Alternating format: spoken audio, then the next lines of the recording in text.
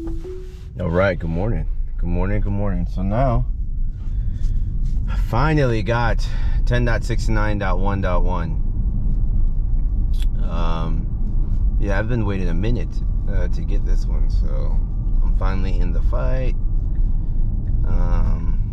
Yeah, now it's time to go to work, right? So just quick morning drive to the highway. You see how it handles here. Usually these turns get a little funny as far as making right turns onto major road, you know, let's call them highways. I think this highway is, this isn't really a highway, this is more of a major road. But you have kind of noticed issues from time to time. The visualizations within beta look a lot better. And the vehicle does feel a little bit smoother as far as control, so that's you know, reassuring and exciting to see. Good stuff. Yeah, but I've been out of this for a minute now, right? My garage has shifted a little bit, so I finally picked up another car for my wife. We got her a Model Y. And I also bought an F-150 Lightning, which is very, very interesting. You know, I think the whole purchasing experience for that F-150 reminded me that I will never buy a correction. Let me say it like this. It reminded me that I need to be deliberate about where I put my money, especially when the experience is not as well, right? So maybe I'll talk about my F-150 Lightning story while FSD is going strong, right? So I ordered an F-150 Lightning, and I ordered the cheapest one, right? The Pro, because I was like, you know what? Let me get the Pro. The Pro should suffice. Maybe if I get that F-150 Lightning, I can give my wife the Plaid, which I think she would have been perfectly okay with, even though it wasn't as practical as, let's say, a Model Y or X or a van or something was, right? So I ordered that. I also ordered and this was like last year sometime, right when they released it, because I said, you know, let's just see what happens. I also ordered a Model Y because I was going through, you know, the decision space of practicality, right? Like, you know, it made, you know, we have a young boy, so it would make sense to have a, you know, futuristic SUV minivan thing. So while I was waiting for one of those cars to show up, you know, from the cost perspective, I started thinking like, well, you know what, I probably need one,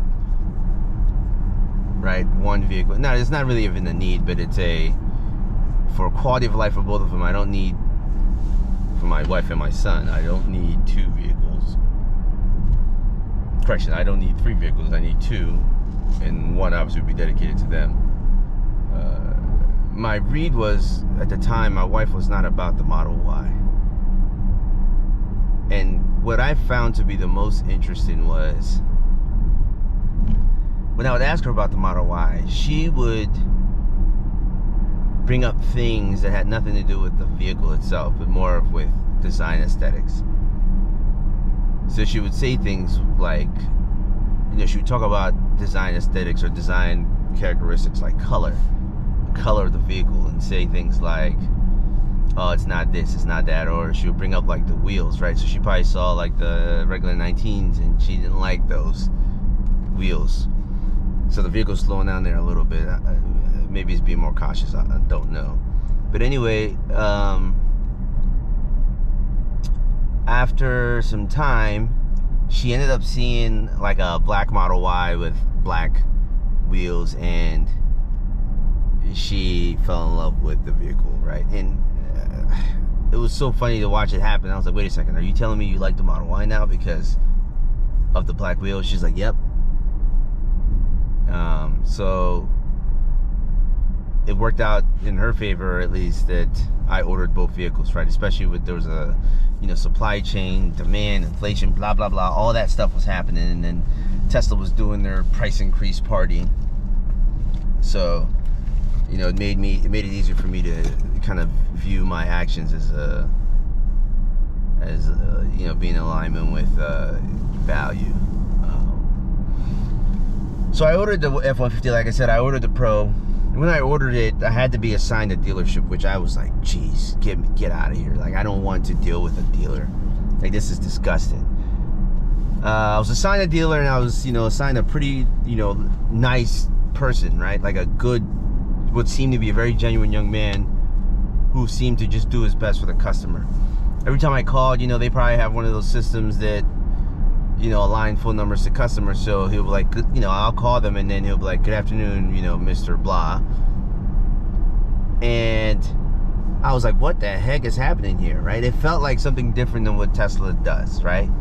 Like when you call Tesla or when you call any other institution, you know, you enter the cycle of automation where, you know, you have a passcode, you have you know, you have to report your full credit history, whatever it is to authenticate yourself, which I get it on the security side, but it just felt awesome to just call someone and have them know who you are, know what you ordered, and go from there. Okay, so I ordered again. So I ordered initially, maybe let's call it right when it was released in 2021. And then I was assigned a dealership maybe 3 months later, and then, you know, did a design with them over the phone. And after about a month after the design was done,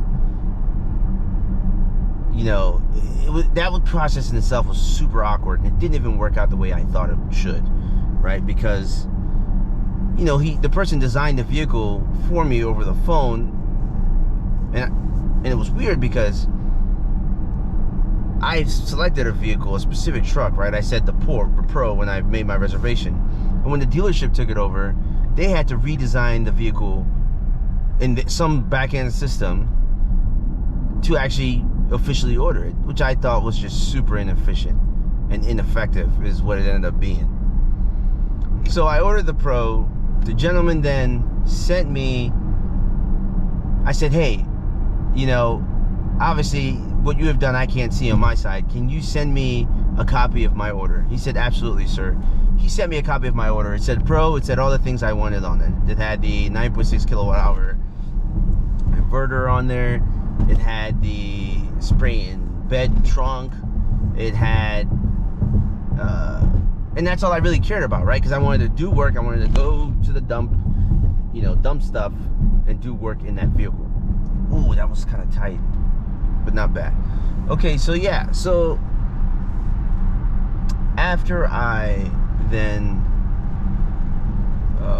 picked up the vehicle, so after a while, Ford sent me a link to check my order status. So I was like, sweet, let's go. When I went to go check my order status, it showed a Ford F-150 XLT. And I was like, what is happening here? So I thought that there was a mismatch in system. So I was, you know, I didn't do what I should have done, which was follow through and call them and say, hey, listen, what is going on? It's almost a good thing. So all of this story ends well, but initially it was crappy. So you know what? I'm not even gonna tell you about it because now we're on autopilot. I'll save it to the next video. So thank you for sticking with me. Please subscribe. I need to get my subscriber count out because it's kind of weak. And you know, I'll set you all up for part 2, maybe later on today when I am testing this thing out in Georgetown. Okay, so thank you for joining me. Obviously, I just drove, you know, let's call it a couple of miles, and I didn't even have to take over. I didn't even have to think. That was awesome. In fact, it feels like I'm just sitting in the car and someone else is driving. So thank you for joining me. Looking forward to sharing my story, the rest of my story, in the next video. All right, take care. Bye.